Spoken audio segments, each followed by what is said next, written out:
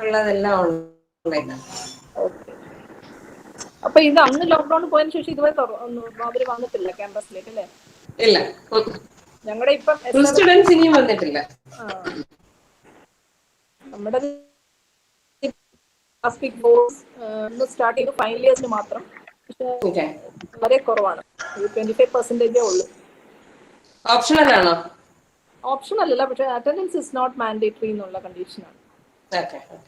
ഓൺലൈനും കൊടുക്കുവോ അതേ ക്ലാസ്? ഇല്ല, ഓൺലൈനിലെ ക്ലാസ് അപ്പൊ അവരുടെ കഴിഞ്ഞു, എല്ലാം പോർഷൻസ് എല്ലാം കഴിഞ്ഞു. Doubt clearance and lab work എന്നാണ് പറയുന്നത്. ഇവിടെ ഒന്നുമില്ല, എല്ലാം ഓൺലൈൻ. അടുത്ത സെമസ്റ്ററും കൂടെ അങ്ങനെ തന്നെ. ശരി, സമ്മർ വരെ ഇതാ. ഇവിടെ ഒരു തുറന്നതാണ്. ഇനിയിപ്പോ എനിക്കറിയില്ല, ഓൺലി ഫോർ 2 weeks ഫൈനൽ ഇയേഴ്സിന്. അത് കഴിഞ്ഞിട്ട് പിന്നെ അടുത്ത പ്രീ ഫൈനലിനെ വിളിക്കും, അത് കഴിഞ്ഞിട്ട് നഴ്സറി, അങ്ങനെ അങ്ങനെ. ഞാൻ കേരളത്തിൽ സ്കൂളും ഒക്കെ തുറക്കാൻ പോകുന്നു പറയുന്നത്. ഇതുപോലെ ഫൈനൽ ഇയേഴ്സിന് മാത്രം, 11th, 10th, 12th. എവിടെയാ മാം പഠിച്ചത്? കേട്ടില്ല. എവിടെയാ പഠിച്ചത്? നമ്മുടെ പ്രൗഡ് അലുമിനിയാ. ബിടെക് എംടെക് എല്ലാം അവിടെയാണ്. ഫൈനൽ ഇയേഴ്സിന് അത് കഴിഞ്ഞിട്ട് എന്നെ പിടിച്ച് ആദ്യമേ വിളിച്ചു വരുത്തിയത്. അങ്ങനെ അങ്ങനെ. ഞാൻ 93. ഞാൻ കേരളത്തിൽ സ്കൂളും ഒക്കെ തുറക്കാൻ പോകുന്നു പറയുന്നത്. ആരുടെ ബാച്ച് വരും? കേട്ടില്ല. എവിടെയാ പഠിച്ചത്? പിന്നെ എന്റെ ഒരു വർഷം സീനിയർ എംടെക്കിന്. ബിടെക് എംടെക് എല്ലാം അവിടെയാണ്. ഫൈനൽ ഇയേഴ്സിന് അത് കഴിഞ്ഞിട്ട് എന്നെ പിടിച്ച് ആദ്യമേ വിളിച്ചു വരുത്തിയത്. Shall we start the session, ma'am? It's 3:30. ഞാൻ 93. ഞാൻ കേരളത്തിൽ സ്കൂളും ഒക്കെ തുറക്കാൻ പോകുന്നു പറയുന്നത്. ആരുടെ ബാച്ച് വരും? കേട്ടില്ല. എവിടെയാ പഠിച്ചത്? പിന്നെ എന്റെ ഒരു വർഷം സീനിയർ എംടെക്കിന്. ബിടെക് എംടെക് എല്ലാം അവിടെയാണ്. ഫൈനൽ ഇയേഴ്സിന് അത് എന്നെ പിടിച്ച് ആദ്യമേ വിളിച്ചു വരുത്തിയത്. Shall we start the session, ma'am? It's 3:30. ഞാൻ 93. ഞാൻ കേരളത്തിൽ സ്കൂളും ഒക്കെ തുറക്കാൻ പോകുന്നു പറയുന്നത്. Anisha, you may please start. എന്നെ പിടിച്ച് ആദ്യമേ വിളിച്ചു വരുത്തിയത്. Shall we start the session, ma'am? It's 3:30. എന്നെ പിടിച്ച് ആദ്യമേ വിളിച്ചു വരുത്തിയത്. Shall we start the session, ma'am? It's 3:30. BTech MTech എല്ലാം അവിടെയാണ്. ഫൈനൽ ഇയേഴ്സിന് അത് one and all present. It is a pleasure to welcome you on the inauguration where we the blessing in prayer.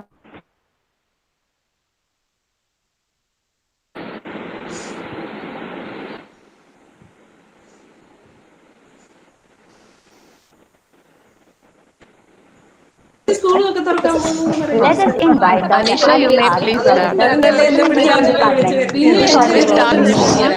Onwards, 5 years we were along with the Center of Excellence in Urban Transport. I know how dedicated Lelitha ma'am is with that particular project with the Ministry of Urban Development, Government of India. And luckily we are being part of that Center of Excellence in Urban Transport. Dr. Satyumar sir was one of the coordinator, and myself is also the coordinator from College of Engineering Trivandrum, along with the National NIT Calicut, NIT Trichy, BMS College and Anna University. And I thank Madam for the supports rendered for that particular project, because one of that project is my PhD thesis also. So I thank, and I know that she is very dedicated faculty member at IIT Madras, especially in the transportation division. In our department, we having similar as well. Our college of Engineering Trivandrum is one of the oldest and the largest institutes in the country. It was started in the year 1939, 81, and we have almost 800 students. Plus we have the PhD scholars also from various sponsored by various agencies like ACT, NDF, KTU, University, etc. So that is about the strength of a department. And I want to say something special, something more about the transportation division. It's a unique one in many ways. It is a department, it's a division. All the faculty members are PhD holders. This is something it's an accomplishment actually, especially in a government college where teachers are all transferable. So that is, we have achieved that 100%.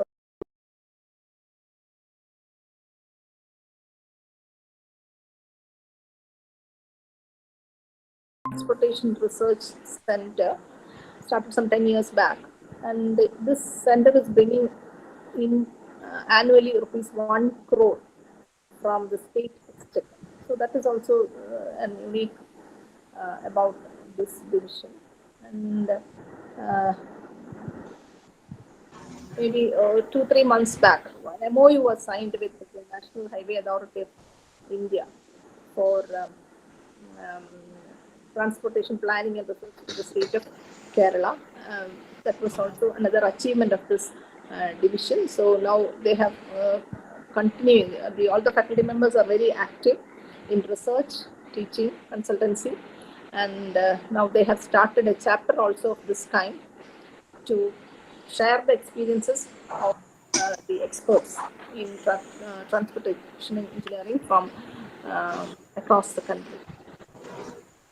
So I wish all success for this program in the coming sessions also, and hope it will be beneficial to all the participants, students, especially students, to have such a session.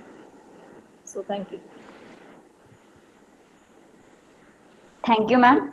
Let us invite Dr. Anusha SP, Assistant Professor, to introduce today's keynote speaker, Dr. Lelitha Devi, Professor at IIT Madras, who is proficient in Intelligent Transportation System and Traffic Operations. Respected head of the department, Dr. Mini Soman teacher, my PhD research guide, Dr. Lelitha Devi ma'am, Anil sir, and Dr. Ashalada R, coordinator of this webinar series. A very good afternoon to all. I'm very happy and proud to introduce the keynote speaker for this webinar session, Dr. V. Lelitha Devi ma'am, Professor, Transportation Engineering Division of Department of Civil Engineering at IIT Madras. At the onset, let me thank Lelitha ma'am for accepting our invitation to deliver the keynote address in this inaugural session of webinar series. As mentioned by Dr. Ashalata ma'am, the idea of this webinar came with the intention of providing motivation to the students pursuing transportation engineering in CET. Thus, in this context, the first and foremost person who came to our mind for the keynote session was Lelitha Devi ma'am, who is a proud alumna of CET, who has done her BTech and MTech in CET during 1993 and 1995 respectively, as well as my research guide during my PhD studies in IIT Madras. Uh, Lalitha ma'am holds a PhD degree from Texas A&M University, USA, and ma'am has completed her BTech and MTech from CET. Ma'am's teaching and research interest are in the general area of transportation systems with a specific emphasis on traffic flow modeling, intelligent transportation systems, traffic sensors, traffic data analytics, and traffic operations and management. MAM is having international collaborations with various foreign universities, namely Purdue University, Iowa State University, University of Nebraska Lincoln, and Trinity College Dublin. MAM has around 140 international journals and conference publications and patents and numerous invited talks and national conferences to her credit. On behalf of Transportation Engineering Division of CET and CET, I welcome you, ma'am, to inaugurate this session and deliver the keynote address.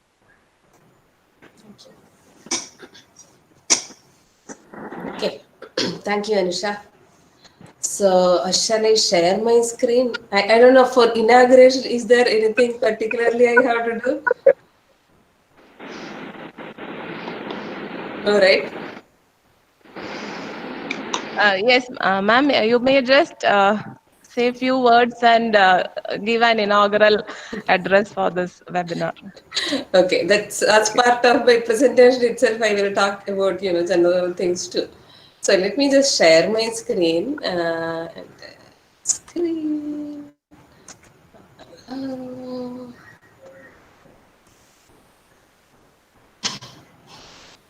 Is it visible? Is the screen visible? Yes, ma'am. Screen is visible. Okay, Screen good. is visible. Yeah, thank you. So thank you all for this very nice elaborate introduction and for inviting me to do this in honor of inaugurating and giving a talk. I don't know whether I have achieved that much deserve all these things, but it's always a pleasure to come back to CET and be part of any activity there. So I'm always, anytime you invite, I usually try to accommodate and come there because it's a pleasure to be back there and physically or otherwise it's always good to be with all of you and share whatever I have been doing over these years.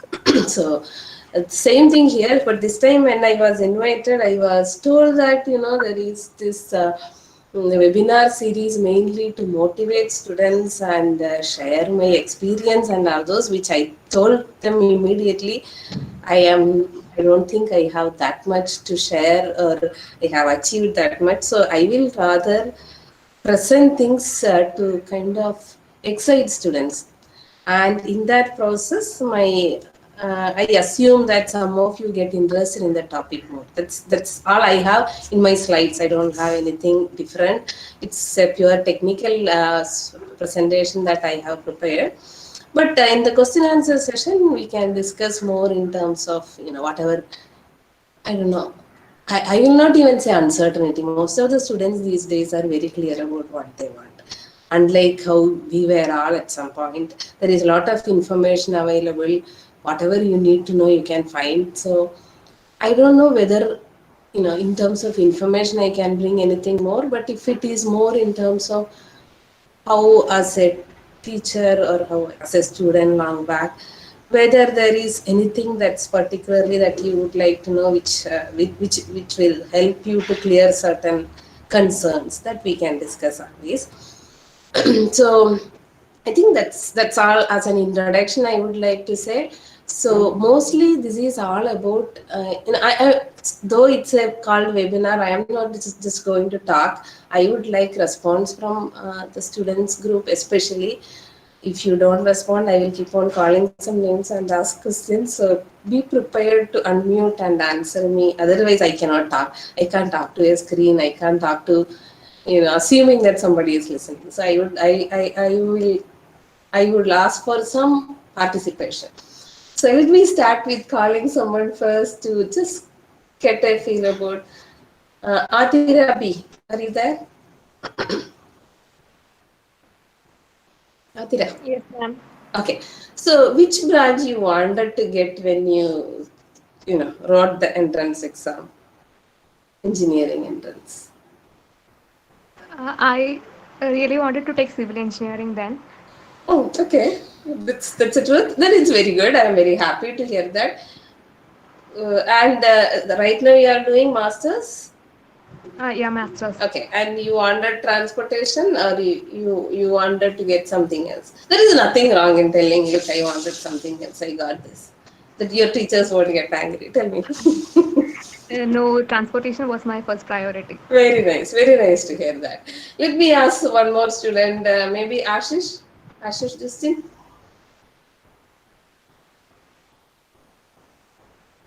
Ashish is there? It's fine, it's fine. Okay, the same questions. BTech level, MTech level. What was that you wanted? Your dream was. If I was planning to select mechanical, then I got Mechanical. Okay. then I got selected. I got admission in civil, Hmm. so I was happy that I selected civil later on. Okay. Very good. Now you are doing masters, right? Yeah, yes, ma'am. Okay. Here you wanted transportation or you wanted some other. First preference was structural. Okay. Next preference was transportation. Okay. And I am Good. happy that selected Yeah. transportation. No. Yeah. I don't doubt that. I don't think this is a place where you will feel unhappy. This is an area in which you will be very happy. We will talk about that more. Why I ask these questions is like, let me be frank, in IIT, when I see BTechs, definitely maybe a very small percentage wanted civil engineering. Many of them wanted some other branch. based on their ranking and all, they are in civil. That's a fact. Let's accept that. There is nothing wrong in having preferences which are elsewhere. But the one point which I tell them, many of them are, we have this role of faculty gate, so we have to talk to them. Otherwise, also we interact with them a lot. So one point which I make very clear to them is these days the divisions are not very rigid across departments. Leave alone divisions within civil engineering. There are it's not that different or that difficult for a civil engineering student to do, let's say, something in mechanical engineering or electrical engineering or computer science, all those. Similarly, so if you didn't get something, you don't have to feel completely not dejected, depressed, or anything, because there is always opportunity for you to do what you wanted, being in wherever you got it. So I feel that boundaries are very hazy these days. It's not at all very clear. A lot of multidisciplinary research is happening. So civil engineering faculty members or civil engineers are working with mechanical, electrical, computer, engineering design. You think about almost all the departments have to collaborate. These days, none of the solutions are very well defined. Only civil engineering is needed to develop this solution. It's not that way. So the point I was trying to make was you can be in civil engineering, in transportation, and do almost all the things you wanted to do elsewhere. And in that process, or over time, once you get to know more and more about the area in which you start liking. The other day, I was talking with Dr. Anusha when we were talking about this. I don't remember I was so passionate about transportation when I started my MTech. I didn't know completely what is there. We know certain subjects that we studied during the BTech program. I wasn't very clear what it is. You go through the process again, there are traditional basic things that are taught. Some of them are interesting, some of them are not really exciting you, depending on your interest too. But then once you start getting into more and more details, or you start working in that field, you realize, it's a vast area. There is so much to do, and there is nothing like only design is there. For example, there is this concept that you are in civil engineering, you do design, you do analysis, you don't do anything much other than that, which is not true. You can do all sorts of things. So the idea of my presentation, I have a whole lot of slides. We don't have to go through all those. But the idea with which I put together these things are to show you there are all these options. These are all possible things related to transportation that you can work on depending on your taste, depending on your, what is your skill set and what is your passion. They are all linked to transportation. So it's not like you are leaving this and going elsewhere. So one shouldn't pursue further just because you thought there, or you didn't know that there is all these opportunities available, or all these are possibilities for you. So my idea is to just show you different options or possible projects that you can get involved, which are not hardcore traditional transportation projects. Okay, that doesn't mean that traditional ones are not interesting. Those are already taught to, and you are exposed to all those through the classwork. So these are more not so traditional things which you may be aware or may not be. In case you are not aware, I thought I will make you aware so that you will not lose interest. Even if some of the traditional things are not exciting you, still you should find something interesting for you to work on. Even after this, you may not find very exciting things. That's possible too. That I'm not saying at the end of this you will be all excited and saying, "Aha, I'm going to be a transportation." That's not what I mean. But there are more opportunities than what you just hear from the traditional uh, classes and textbooks. So that's the idea with which I have prepared my slides. I do not want to continuously talk. I want you to stop me. I want you to ask questions. Either unmute and ask or raise your hand. If I see that, I will immediately respond. Or others can just tell that there is question. And before I go to the slides, I want to say one more thing.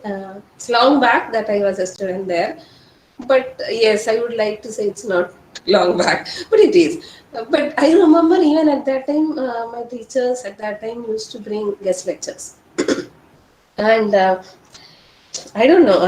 The memory I have is there are two types of lectures. One is where you sit through the presentation, you don't really understand anything. You feel like I'm such a stupid, student. I can't understand anything that's happening, which makes you feel really bad. The other group is yes, it's boring. You don't really find anything interesting.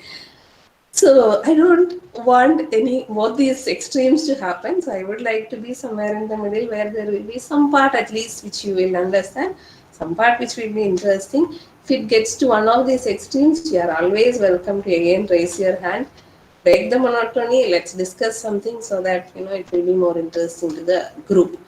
So with this, let me start my presentation. So time is 4 o'clock. Ansha, I have till 4:45, right? Yes, ma'am.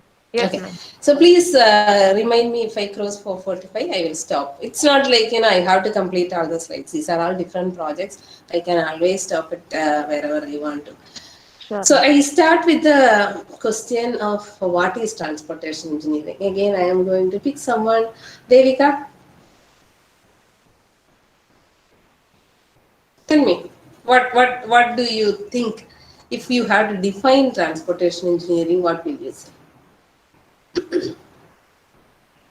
Are you there, Devika? No.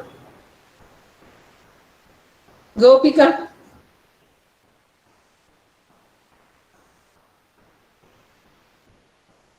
No. Okay. So I see 53 participants. Harita? Yes, ma'am. Good, Harita. At least you responded immediately. Yeah. Tell me, what is the definition you will give for transportation engineering? I remember the slide Asha ma'am had taught us on the first day. So I can repeat that. Okay. You don't repeat. Whatever you understood, you tell. Okay, that's what I understood. Yeah. So it is actually it is application Mm. of some scientific processes, Mm. uh, its design, uh, its operations, Mm. etc. Mm. Uh, Yes, you are there. or it is a planning and the traffic operations, uh, like that. Okay. Yeah, you got keywords that should come there. Very good. So I'm just showing a textbook definition again. It's not like this is the definition. It's one of them. So it says it's a branch of civil engineering that uses engineering techniques to achieve safe and efficient movement of people and goods. So the basic objective of transportation engineering is move people or goods from one place to other, and the objective is that safe and efficient movement. Correct. This is a basic thing which all of us know. That's what the idea of transportation engineering is. So it is repeating. Its objective is moving people and goods for safe, efficient way, and economic also is added. So this has mainly three components, right? There is this infrastructure part, the roadway, the railway, the air pavement, and all those things. So this is the way. Then there are these moving components, which are vehicles, can be train, it can be freight, everything. Then there is a human component involved in this. It can be driver, passenger, pedestrian, whoever is involved in this whole system of vehicle way. Right? So this is mostly the basic idea of transportation engineering. And as who told me Devika, right? Okay, or Gopika.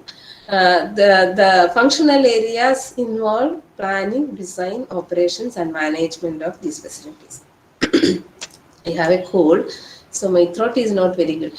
Yeah, so these four are the major steps or functional areas of transportation engineering, and it can be for roadway, it can be for railway, airway, waterway, any of these different modes. So most of the subjects you study in transportation engineering are around these planning, design, operations, and management. Correct? If you quickly look at each of these, the planning process is the first one. If you want to just think about it, you think about a new city being developed. City is to be developed, and you want to decide what kind of transportation facility should be there. If it's about the road traffic, what type of roadway, how many lanes should be there, and all those. So it is something to do with planning the whole process. You know this city will have this much population and this many vehicles may come in. These are the different land uses that will be there. So how people or goods need to move from place to place, how do we handle that? That is the planning process. I'm not going to get into the details, but the basic idea is this: connect land use to the transportation facility, or plan the facility so that the land use is met. Then comes the design part, which is I grouped it into two different sets. One is a structural design, the other is a geometric design. The structural design is where you study all these material characterization, movement, design, movement analysis, construction, maintenance of roadway, and all those. So it's a major part of the transportation engineering. The other part is the geometric design, where you talk about the side distance, horizontal curve, vertical, all those. How do you design the roadway so that the movement will be more efficient? So that comes under the geometric design. Then once this roadway is designed, the operation start, where you are looking at how do you make these vehicles to move on this facility in an efficient way. This is where control also comes in: signals, markings, signs, all those things. So you want to make sure the movement of vehicles is happening in a very efficient way in this through this facility. And the last part is the management, where you are looking at how to manage again. It can be, you can think of permanent management also as part of it. But I am mostly talking about managing the operations way, right? So it's both about maintaining and making sure the required level of service is there, and it's all happening in a very good, efficient way. These are the traditional group that you are familiar with: planning, design, operations, and management. And any of the courses that you are taking, you will be able to put under one of these umbrella, right? Sorry.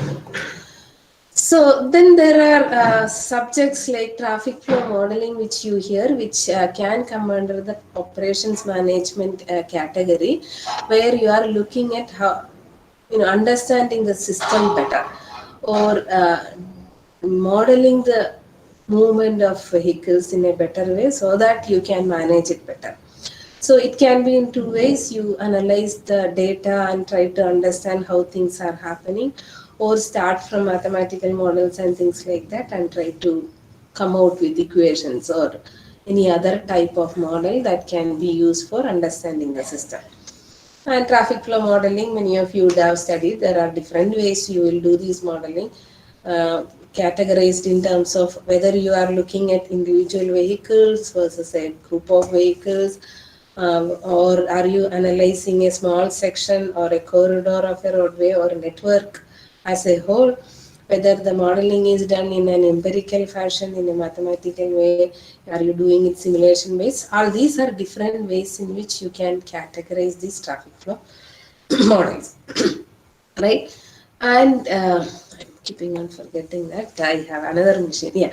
So the ITS, which is the topic in which I will concentrate more, comes under this operations management. This is more in terms of the traditional way versus more advanced, or using technology, how do we handle things. So ITS is doing many of the things which were done earlier, maybe manually or with limited information. Now we are trying to do it with the help of technology in a better way or a more efficient way. And if you are interested to know, again, a textbook kind of definition, it says application of technologies from communication control, electronics, computer, hardware, software, etc., to improve the surface transportation system. So this is where the ITS comes in. So it's a better way of doing things which were done traditionally because of the advancement in different other areas. Like for example, communication has evolved a lot. That in real time you can transfer information and know what's happening in the system, which was impossible earlier. So all these kind of makes the process in a or faster, more efficient, and more accurate. That's what mostly this ITS is all about. And just for completeness, ITS, if you look at, we don't have yet an ITS handbook or ITS code book or anything in India. So if you look at other countries, like this is from US ITS handbook, there are different functional areas within ITS, which are advanced traffic management system, traveler information system, vehicle control system, vehicle operations, public transportation systems, rural transportation system, etc., etc. So these are all different functional areas within ITS. There are some differences in terms of applications coming under. So each of this functional area has several, applications that can come under. So for example, I have some pictures generally to show you some of the applications. For example, incident detection and management. As the name indicates, you want to manage incidents in a faster and better way. How do you do it? Or route guided system. In real time, you want to provide route guidance to the users. Demand management. You don't want to allow too much traffic into freeways. So you want to meter or control the entry to the freeways. How do we do that? For parking, you want to do in a better and efficient way. How can you do that? Toll collection, you don't want to stop, and I think in Kerala it's going to change from completely from cash payment to the electronic tag based payment, right? That's what I read. So how do we handle that kind of thing? Traveler information, you want to provide information en route to the users about various incidents or congestion or travel time and all those. How do we do that? In terms of public transportation, there are many applications, like you tell users which type of bus, when it will come, whether they will get a seat, how long they may have to wait, right? How do you give buses priority at signals? All these are different applications that can come under the APTS, which is the Advanced Public Transportation Systems. Right. So that's the brief background or introduction to ITS, different functional areas, and different or samples of applications that are possible. Now the question is, how do we do this, right? Any of these application you pick it, you want to make sure the buses are getting priority at signals, or the users are informed correctly about the real-time information, or a trip planner is available to the user passenger, so that they will know which bus to catch from which bus stop, at what time they can enter it, and how they can reach their destination seamlessly.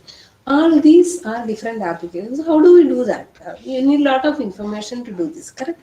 So if you look at what are all the smaller pieces or blocks that are needed for making any of this happen, there should be a lot of sensors that will sense and get information about the system.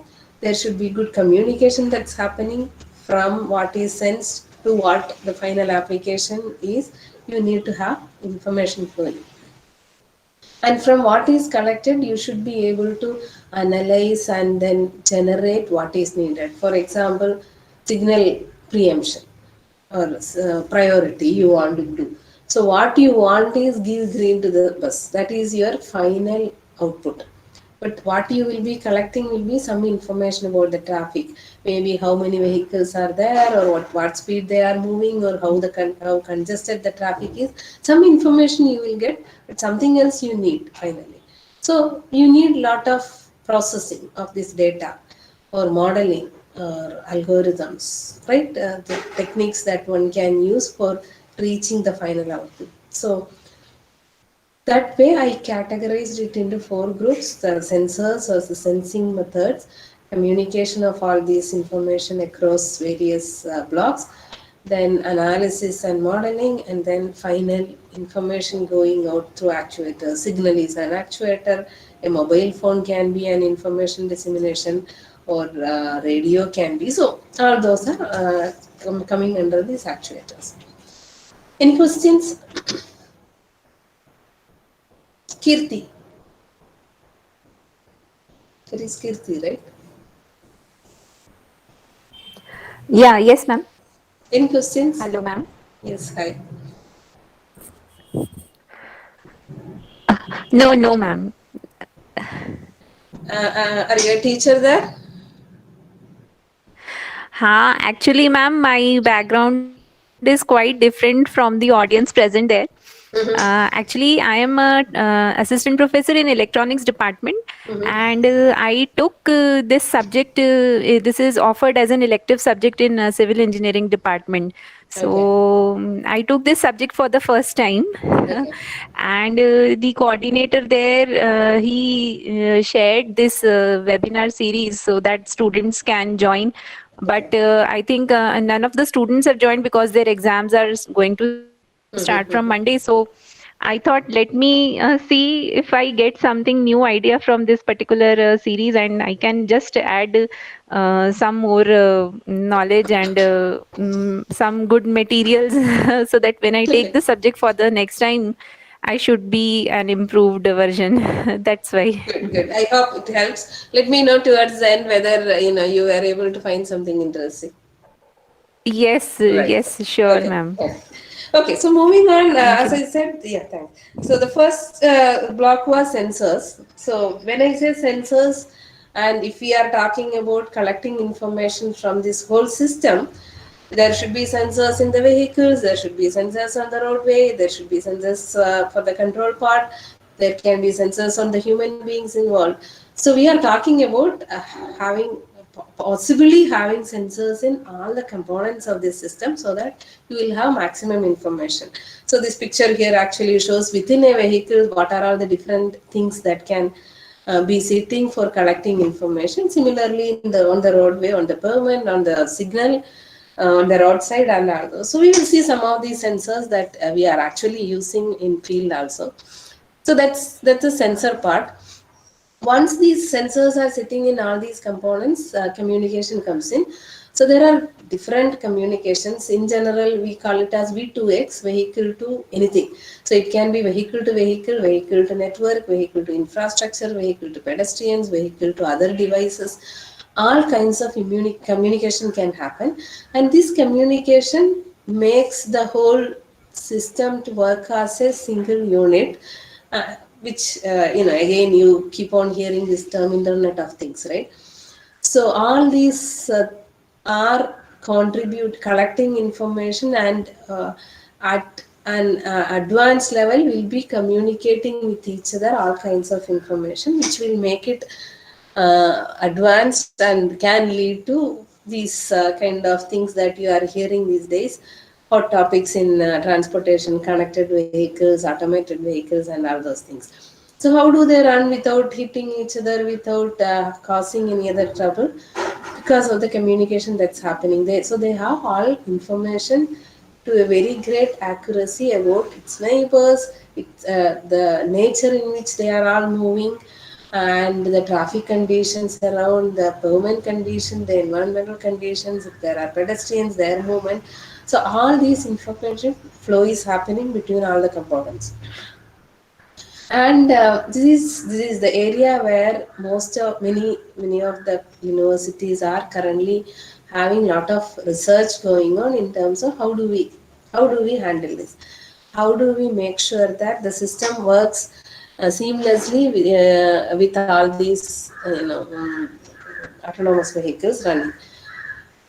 Indian context, when we are, before I start talking about some of the projects that we can think of, connected vehicles, I don't think immediately connected, maybe to some extent autonomous vehicles. I don't see it happening any near future in India, but maybe as a mix of autonomous vehicles and regular vehicles, I don't know. But there are many other things which we can try out immediately, or it's already being tried out. Some of them are done. I will show you some of the projects that we have done, we are doing, or we are planning to do. That's how. So what is the context in terms of India? Since all these solutions are available already in many places, why do we want to work on this? Correct. So reason number one, many of those things we can use as a learning process, and then leapfrog, that's the term people use, go advance and develop things. uh, More than that, actually our traffic has its own unique characteristics, which I don't have to explain, all of you know Indian traffic. But the thing is, most of the sensors or the solutions are developed for the typical homogeneous lane-based kind of traffic, right? So they will not be able to perform very well under the traffic conditions that we have. So we have this unique reinventing many of these things, so that most of those are not more desired modifications. We are talking about starting from basics, because the system is so different from the other systems that we have to start from basics to do it. And that is why we may have to develop sensors, we may have to develop solutions that are specifically for the traffic conditions. When I say traffic conditions, what are all the specific details? Heterogeneity, different types of vehicles. We have two-wheelers, two 18-wheelers running on the same roadway. And there is no segregation. They all share the same space. So how do we handle that? Lane discipline, that's bigger challenge than heterogeneity. There is no concept of one vehicle per lane. As much space is available, we try to fill in. So if it's a two-wheeler in a typical lane, three of them may go parallel. If it's a bus, only one may be going. If it's auto rickshaw, maybe two are going. So there is no way you can expect that one lane at one point, one time, there will be only one vehicle. And most of the sensors are developed with that concept. Like they expect only one vehicle in one lane at one instant. So they all miss out a lot in that process. They undercount our traffic, and so we may need to develop our own solutions.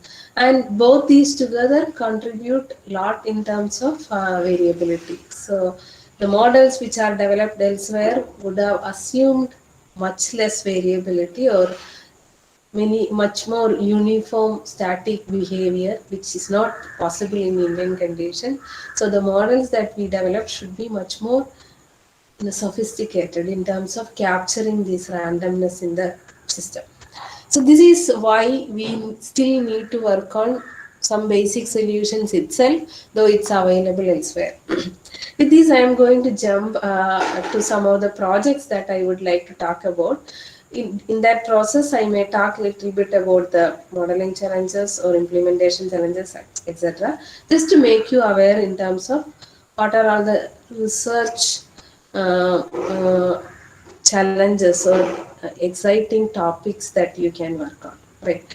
So again, based on the same grouping, I am going to talk a little bit about sensors and sensor development and real-time traffic monitoring, little bit about data analytics, more on traffic modeling and applications. Right. Uh, so the traffic monitoring part, as I said, some of the things which I show will be already done. Many of you would have seen this. We have been talking about this a lot. We are still proud about it, so we continue talking. Dr. Anil also was talking about this. We have in IIT Madras, we have a real-time traffic monitoring center with a lot of field data coming. So transportation engineering, like even when I joined as a student, I remember students hesitate to join transportation engineering for one major reason, like most of the time they are in the on the roads collecting data. Data is not available. So any project you want to do, any development you want to do, you have to go collect it, and it's not an easy thing to do, right? You have to go stand there, collect information, and all those.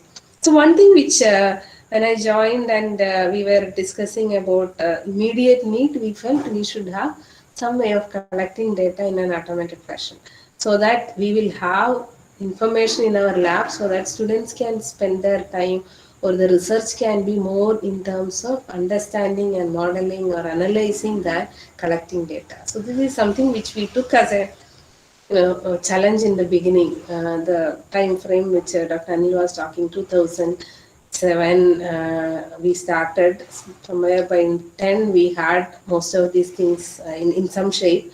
So we have sensors in the field. I will talk about that. We have real-time data coming to the lab, and most of our students are analyzing these data rather than going to the field and collecting, which is a essential need, I will say. And I am happy most of the academic institutions are now doing this. I know CET also is having a lot of sensors and data collection happening automated way, but that's needed. These are some of the field implementations we have done. We have a lot of GPS sitting in MTC buses, sending us data about trajectory, the times, location details of the buses. We have video cameras. We have variable message boards giving information back to the users. We have several other sensors like infrared sensor, radar based sensor, virtual loop based sensor, vision based, Bluetooth, inductive loop, Wi-Fi. These are all different types of traffic sensors which are used elsewhere. And we were trying to see, some of them are off the shelf solutions that we can buy, some of them are developed by us. I will quickly talk about little bit. So the first part I am talking about is available solutions being calibrated or modified to use under Indian conditions. These are some of the sensors that we used. I am just showing it because some of you may be looking at buying sensors. These are some of the sensors which work decent. If you need details, I can always provide. You can contact me. But most of these worked. Uh, Accuracy may be slightly up and down. Then while we were trying out, one thing was very clear. None of the available solutions are directly going to, especially sensors which are location based, sitting in a place and collecting data. They have their own challenges because of our peculiar traffic conditions. So we need to develop our own sensors. Some of the developments we have been doing over the years. Inductive loop detector is slightly old. It's completed. It's working well. We have been working on Bluetooth and Wi-Fi sensor development for traffic data collection. We are still working on image processing for traffic data collection. Another thing is how to use social media and crowdsourcing for traffic data. Each of these I will quickly talk about since it is developed by us. This inductive loop detector is traditionally inductive loop detectors are electric wire buried just below the road surface, and there will be a small current going through it. When there is vehicle going on top, because of the metallic content, the inductance change, we can measure it. That's how it is. So usually the loop will be a rectangular one, buried for each lane, one per lane. But for Indian condition, that will not work because in within a lane, as I said, there are parallel movements. So we were looking at what kind of shape and what configuration or arrangement can work for Indian condition, and that led to this development, which is now patented, which has a specific shape, as you can see, with a outer loop and an inner loop together is the single loop. The outer loop helps in detecting bigger vehicles. The inner loop helps to detect two-wheeler kind of smaller vehicles. And how did we place them? So this is basically one sample set of outputs or signatures developed when different types of vehicle move on this new inductive loop detector. You can see that the signatures are different for each type, and that information is utilized for automatically classifying the vehicles. So you can get count as well as classification using these signatures by processing the signals. So it involves signal processing. So if you look at it, the first part is not purely civil engineering. It involves a lot of electronics, sensor development. So I was working with faculty from electrical engineering to develop that. And the signal processing, I have been working with multiple people, both from electrical, computer science, and chemical actually. Coming to the placement, as you can see, this is okay. I don't know how to show it.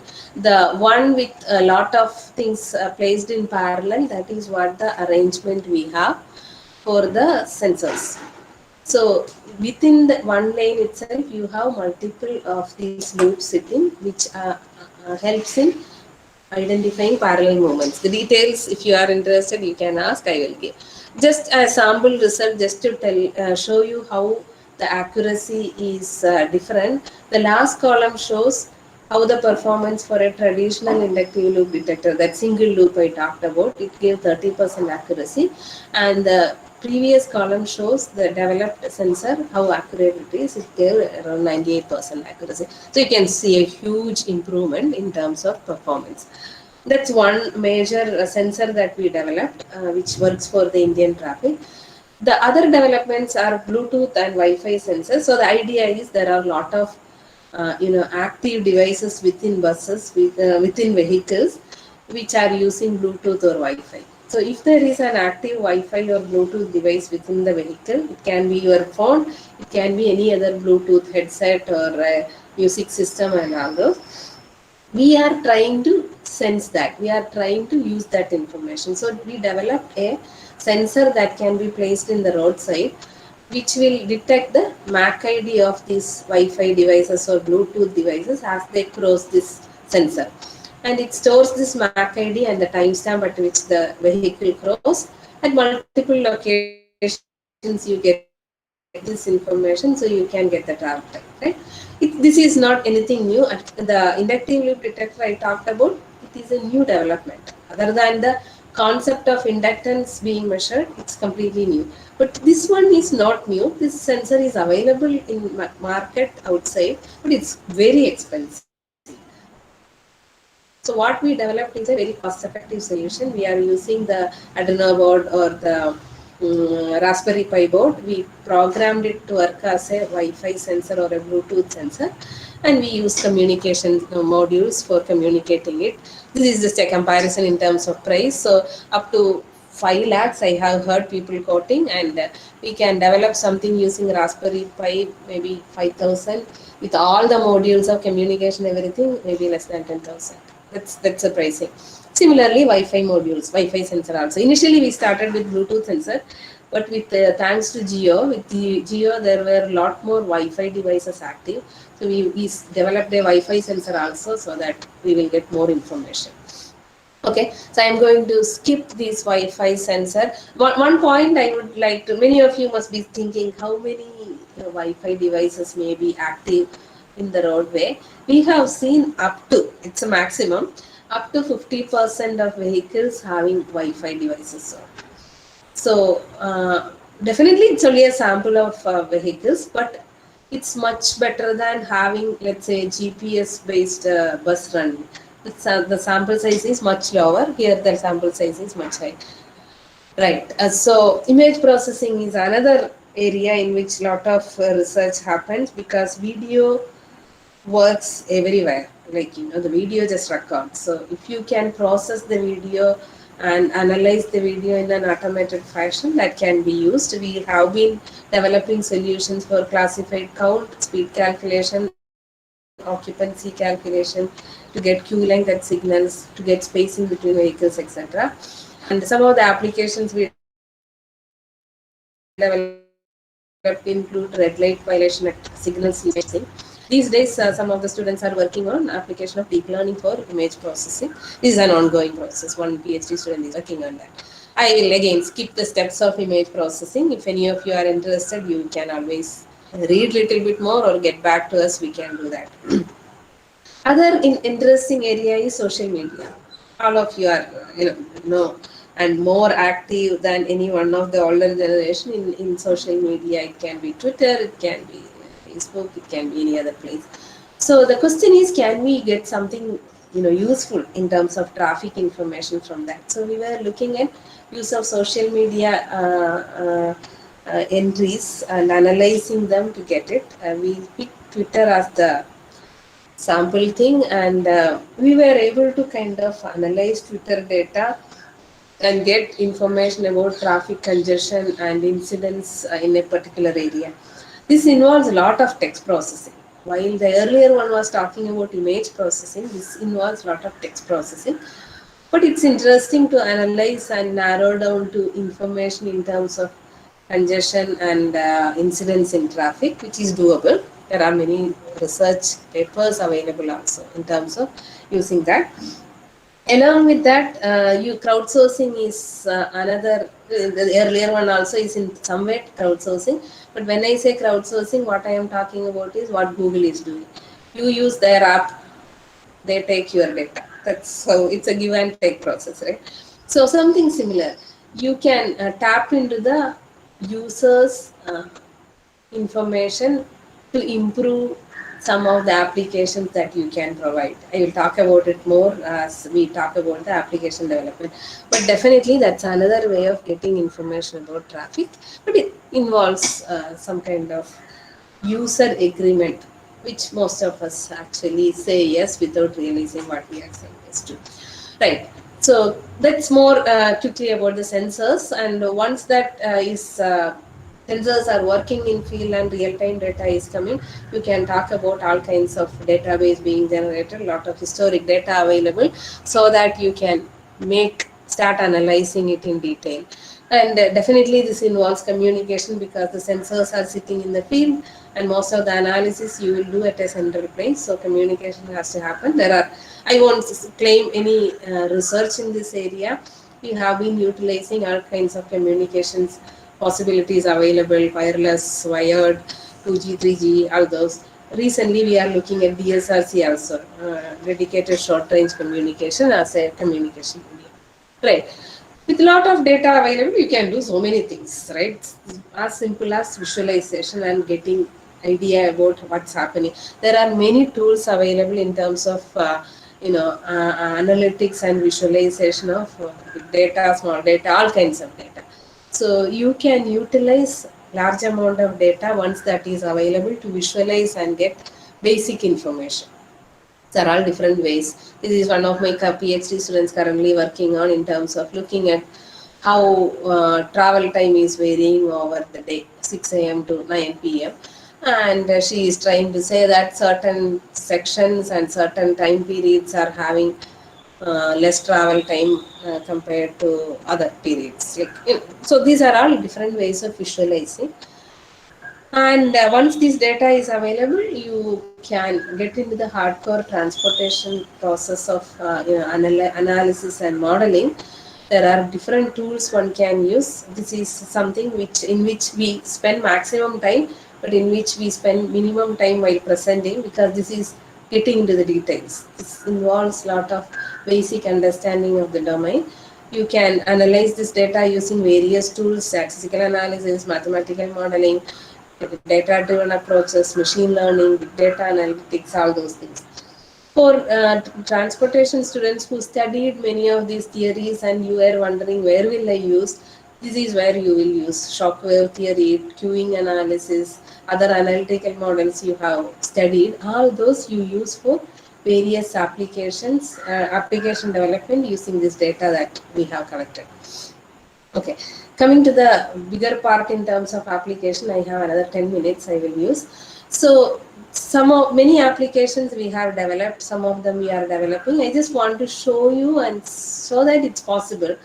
In Indian conditions, we can get reasonably good solutions that can work in the field. So I grouped it into three headings: advanced traveler information systems, traffic management systems, and public transportation systems.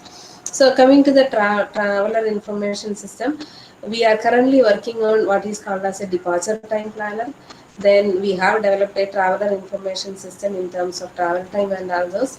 congestion prediction system we have developed, and using this we have developed a route planner, which it's a mobile app which users can use, which will tell you when you should start, which route you can take, and when you will reach the destination and all those things, right? So I will start with just one slide telling about a couple of slides. So the departure time planner is the one which currently I am working. So I put it as the first one, where I am working with Dr. Bhargava from transportation. So the idea is, you want to reach certain place. Let's say you have an interview in some place at 2 o'clock tomorrow. So you want to plan your trip and you don't know when to start, right? So this is a solution which will tell you what time you should start and which route you should take, so that you will reach the destination on time. So if you are asking well in advance, we may give you a reasonably good estimate and we will update it as you come closer to the actual departure time. So Pranav, are you there? Pranav Ajit.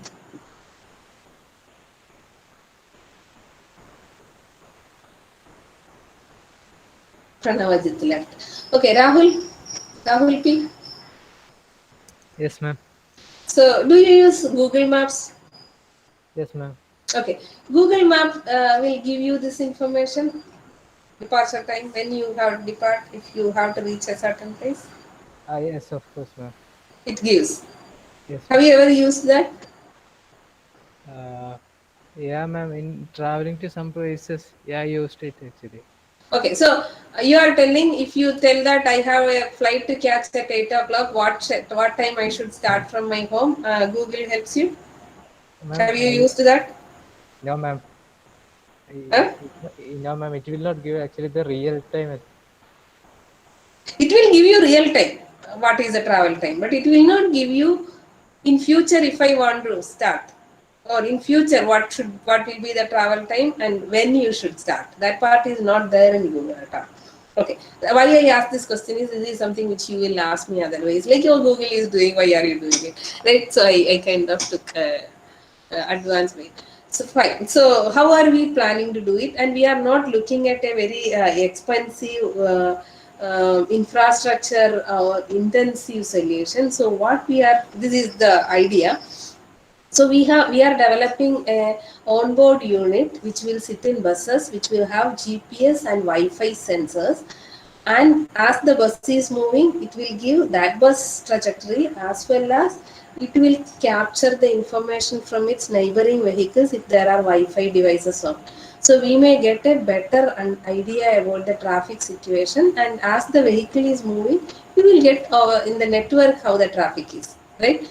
And there will be roadside units at selected places where this data will be given, dumped, and then that RSU will pass it to the central place.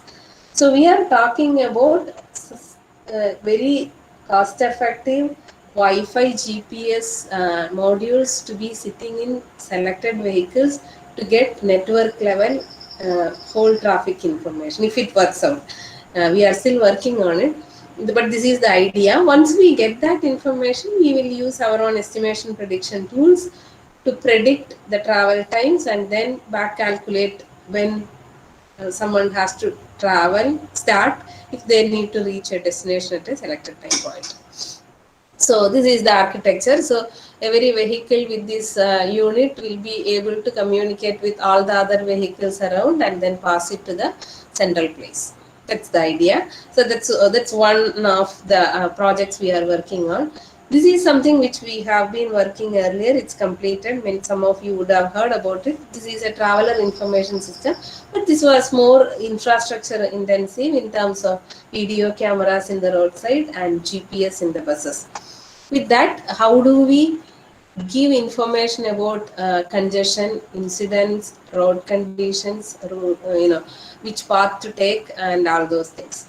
So this the beauty of this solution is we have separate solutions if there are GPS based public transport alone as the source, if camera alone as the source, or a combination of both available. So in each case we have a solution that will tell the users in terms of what is the traffic condition ahead.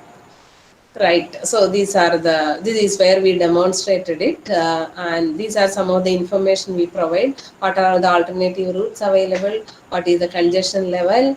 And some alerts in terms of vehicle breakdown, etc. And also we provide some live traffic images. This is the mobile route planner we have developed based on this information that's available.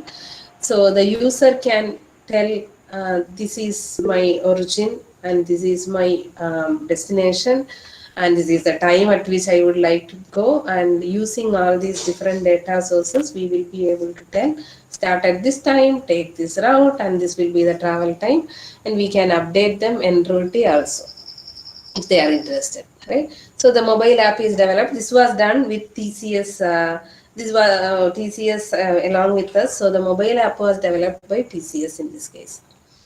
And quickly, the last set is advanced traffic management systems, where we have developed or we are working on the priorities, bus priority system and tolling solution, area traffic control, and red light violation. Red light violation, as I said, it's an image processing based thing.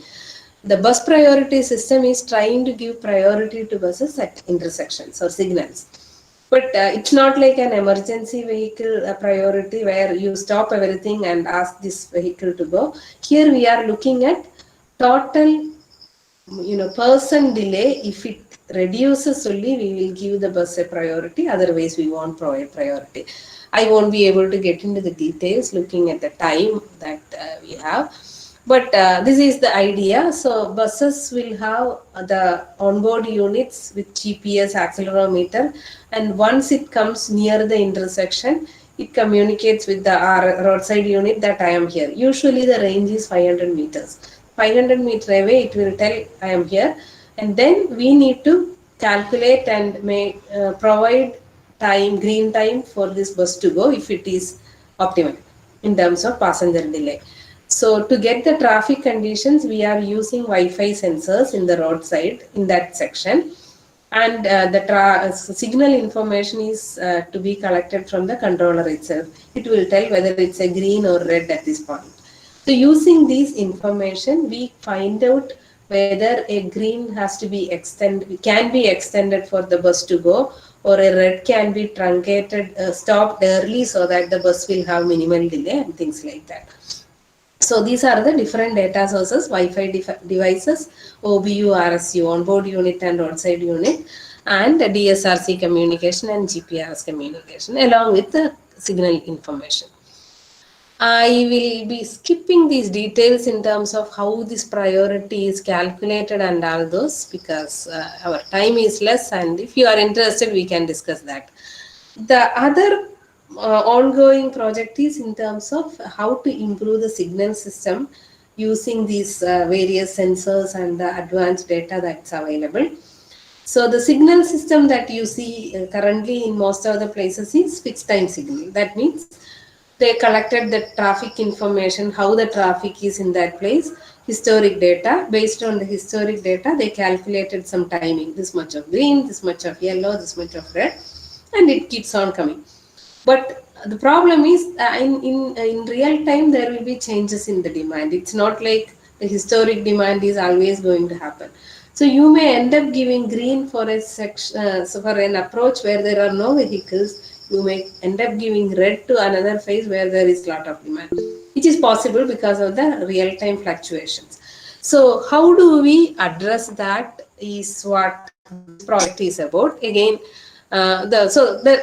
aren't there solutions? Yes, there are vehicle actuated signals or area traffic control kind of things which are available. But the currently available solutions are all kind of very infrastructure intense. You need very expensive sensors in all the roadside. So what we are looking at is minimal sensing, and whether we can develop an area traffic control. That is what this project is all about. We are trying to use only Wi-Fi sensors and use traffic modeling or the traffic flow theory component to develop the rest of the things. Again, the details I am going to skip as we have only limited times. But yeah, there is optimization involved. There is time space diagrams involved. There is shockwave theory, queuing theory, all those involved. The last category is advanced public transportation system. This has been something which we have been doing over several years. We have solutions for bus arrival time prediction, trip planner, dynamic trip planner, and we have been looking at various modeling approaches like empirical data driven and dynamical systems approach, physics based models, and all those.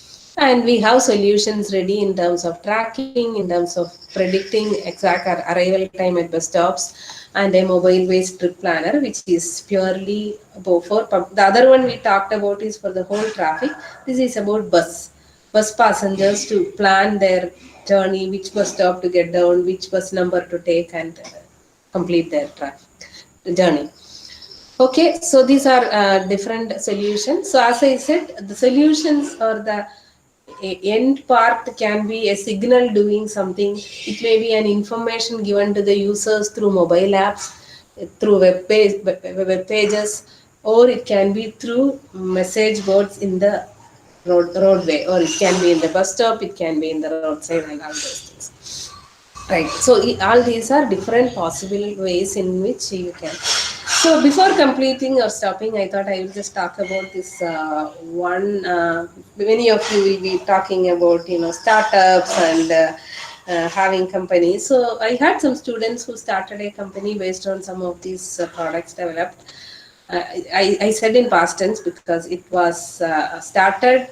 It ran for several years. Then it was absorbed by Ola, but it was happening. And I won't claim that I had any big role in this, but they were able to generate funding and run the company for several years before they gave it to Ola.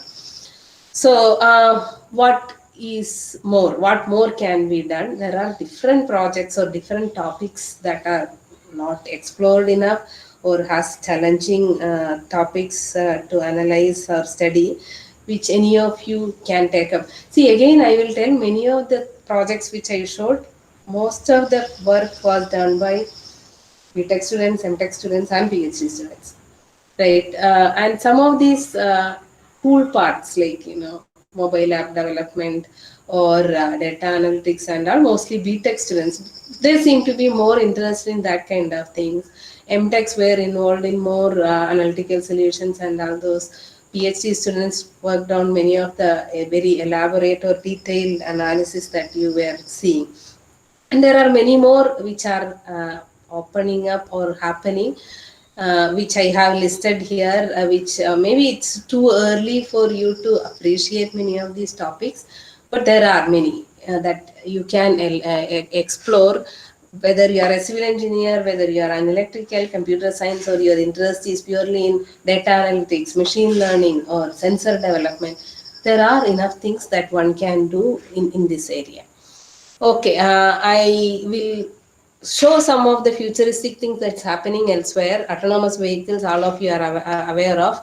These are some of the things that are getting reported in terms of signals, or while traveling, it tells you at what speed you should go so that you will get a green light. It's making sure that with that speed, when you reach there, you have a green light available for you. There are signal systems which are without signal heads. It's a reservation based thing, for example, where people are communicating with each other and saying, okay, I am going to use this space now, and manage to move and without colliding. So these are all some of the things that are evolving or happening in other places, but in India we are yet to see all this. Okay, with that I will stop. This I think again I will skip. It's about more about the challenges in terms of organizing. As I said, it's a very multidisciplinary thing and lot of changes happening, and so there are challenges. But India is doing in its own way handling these things. I just have the final slide in terms of collaborations. Since I was keeping on talking about multidisciplinary, I thought I will show you. I work with computer science, electrical engineering design, management studies, chemical engineering. So you list, you can aerospace. We work with. So I'm not personally, but drone development we are doing with aerospace. So with this, let's discuss. I think I have been talking a lot, right? So maybe I will ask a Kartika, right? Was there anything interesting for you? Sorry, Kirti. Yes, ma'am. Okay. You have any Hello. questions? And ma'am, question in the sense that what your presentation was very capturing one, ma'am. And I just realized that yes, such type of things I covered in the syllabus, so I was on the right track. And the other thing, I'm just interested about, ma'am, when we are talking about this all vehicle management and application of technology for improvement of all these solutions, ma'am, have you must have come across that what can be the solution for reaching of emergency vehicles like an ambulance when it is traveling on a very busy road, then what can be the solution, because it is a problem which is so common, and we or some of our friend face it. So have anyone means in your contact, or you have done some study related to this problem? Okay, so you are talking about emergency vehicle movement, if I understood correctly, right? Yes, Yeah. ma'am. So emergency vehicle, as in the mid blocks, yes, the other vehicles have to cooperate and allow the emergency vehicle to go. We have control at the signals in terms of minimum delay. And for an emergency vehicle, it is, I will say, much easier because the decision is very easy. You stop all the other legs, allow the emergency vehicle to go. So in terms of programming or the algorithmic part, it's not a big challenge. Yes, it's more of an implementation process. And if I know, or if I remember correctly, CDAC Trivandrum has a solution developed for emergency vehicle management. So a very ambulance will have a, I think it was a DSRC based thing. So it will be able to communicate to the signal when it is 500 meters away that I am here. So they give yellow to current green, stop it, and then give green to this leg. So Okay. that's already there, and from a transportation side, the challenge is less there because we are not looking at how to manage. It's just stop everybody and allow them to go. Right. But yeah, the solution CDAC has developed, if I remember correctly. Okay. Okay. Okay. Thank you, ma'am. Yeah. Thanks. Others, students?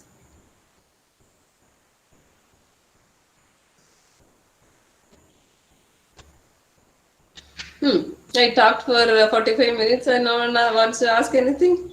Yes. Hi, Anish.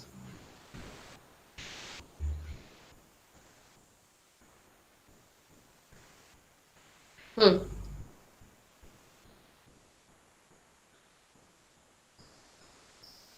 Hmm.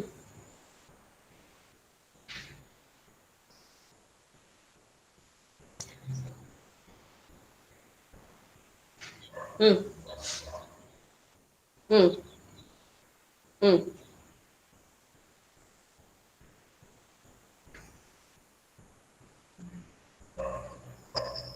Hmm.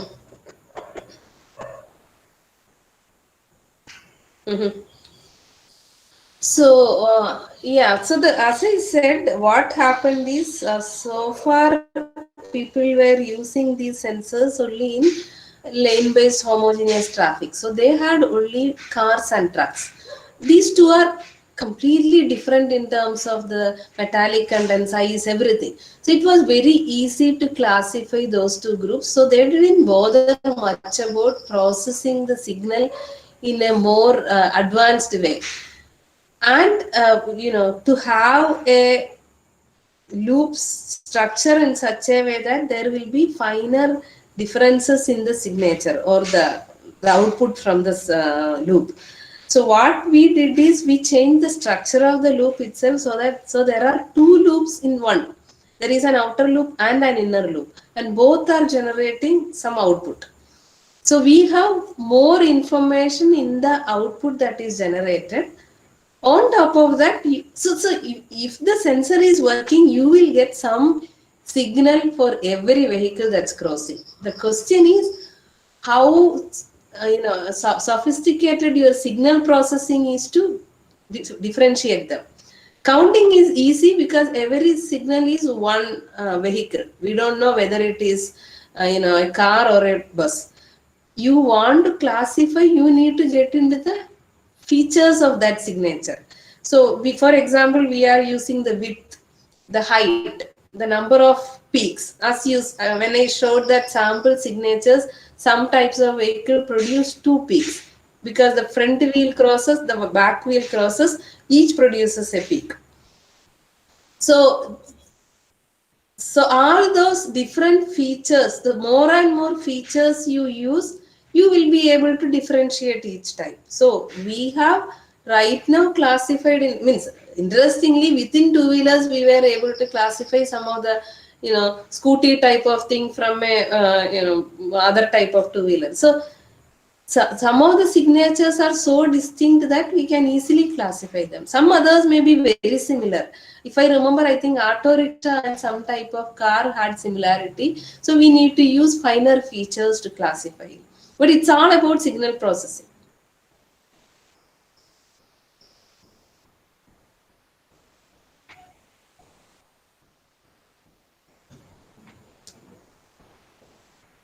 Anything else?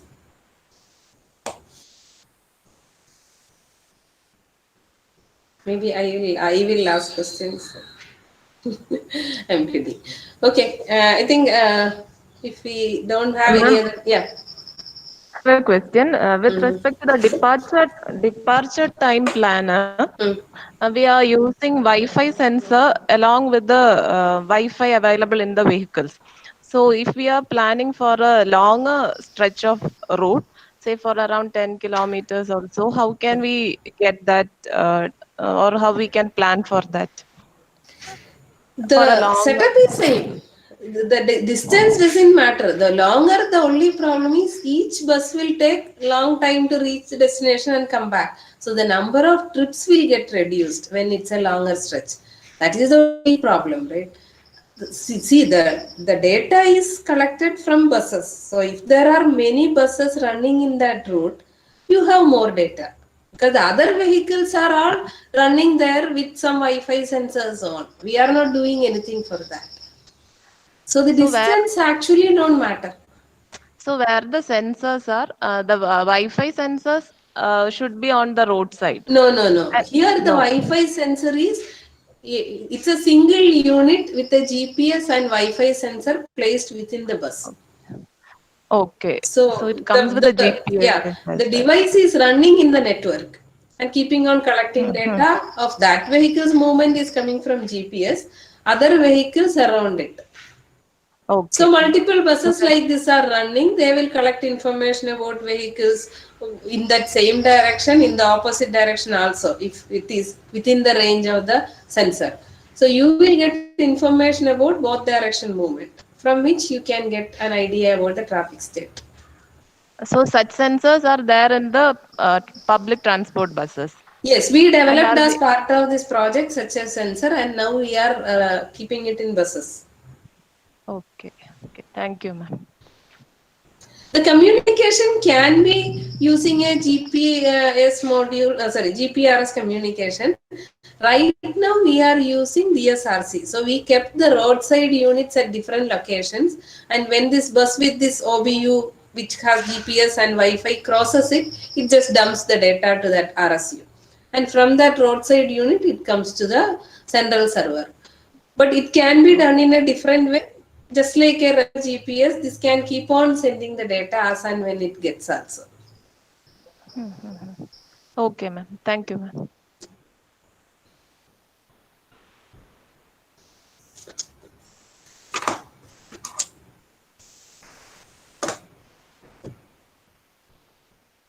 Okay, maybe we can close the session. If you have anything else to ask, mail me, or you can get my number from Dr. Anusha. Okay, before closing, ma'am, myself Preeti. Hi. Okay, my duty is to propose the vote of thanks. Okay, It's fine. It's okay. Okay, Nisha. Good evening, one and all who have joined the webinar through this online mode. Today, we had the inaugural session of the webinar series, and the keynote speech was delivered by Dr. Lelitha Devi, Professor IIT Chennai, on the topic Idea Solutions for Indian Traffic, some exciting projects. We are very fortunate to have one of our eminent alumni as the inauguration session speaker. And ma'am's speech gave deep insight to the topic, even to the basic, and revealed important and interesting facts regarding real-time data collection, then calibration of existing technologies, development of new sensors, detectors, then departure time planner, and challenging problems in this particular field, etc. Ma'am, the talk was very interesting and interactive session was that. And it's my privilege to propose the vote of thanks on behalf of Transportation Engineering Division and on behalf of faculty coordinators and on my own behalf. Thank you, ma'am, for spending your valuable time with us. And I am sure all the participants have benefited from this particular talk, and it will help us in our future academic and research activities. Thank you very much, ma'am. Now I would like to thank our head of department, Dr. Mini Soman, and Dr. Anilar PG coordinator, and all faculty members who have joined the inaugural session. Then it has been our pleasure to host participants from various academic and research institutions like IITs, NIT, then SVNIT, RIT Kottayam, then Jyoti Engineering College, NATPAC, etc. I would like to express deep appreciation for the overwhelming response from various institutions to this webinar.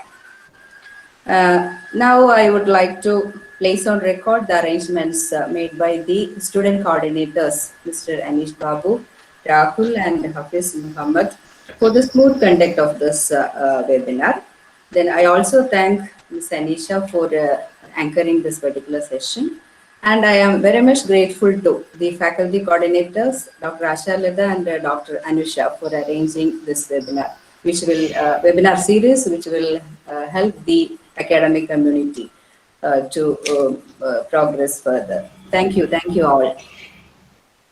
Thank you. Okay. Bye. Once again, we would like to thank all the participants for joining the event. We would appreciate it if you fill the feedback form. The form would be available in the chat session for all unregistered participants. And for registered candidates, the feedback form will be sent to the mail. The next webinar in the series would be held on 16 January next week. The details will be sent through the mail. That's it. Thank you. Thank you. Okay. Thank you, ma'am. Thank you. Thank you. Thank you. Thank Bye. you. It was Thank nice you very much, listening ma'am. to you. Thank you. Thank you all. Thank you.